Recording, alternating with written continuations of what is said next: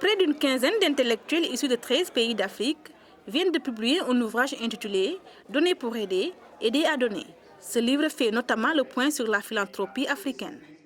Il y a plusieurs volets de livre. Le premier est l'histoire et la culture de la philanthropie en Afrique, qui est très important, qui montre que l'Afrique vraiment a une culture, une histoire assez profonde de la philanthropie. L'Afrique aide l'Afrique plus que le monde extérieur aide l'Afrique. Ça, c'est très important. Le deuxième volet est le volet de le changement, les opportunités, le développement, la potentialité de ces secteurs. Ce livre est une façon de faire le point sur les méthodes, les mécanismes, le cadre, l'histoire de la philanthropie en Afrique.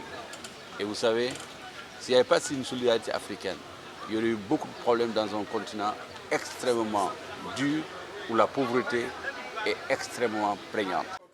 Les auteurs ont également réfléchi sur la philanthropie en Afrique de l'Ouest. Elle se traduit par la mise en place de fondations par des individuels, des fonds intergouvernementaux, une façon de manifester leurs sentiments humanitaires. Nous avons fait l'étude, nous nous sommes rendus compte que la plupart des Africains ont une certaine conception de la philanthropie. Disons que nous donnons, comme en Europe, mais nous préférons donner en proximité aux membres de nos familles, à notre entourage. C'est généralement des dons individuels, mais qui ne sont pas institutionnalisés.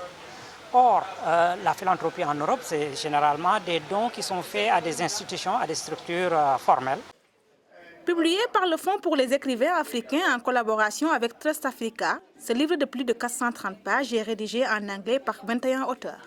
L'ouvrage comprend 16 chapitres consacrés tous à la philanthropie, sous des angles contextuels, analytiques, politiques et parfois philosophiques.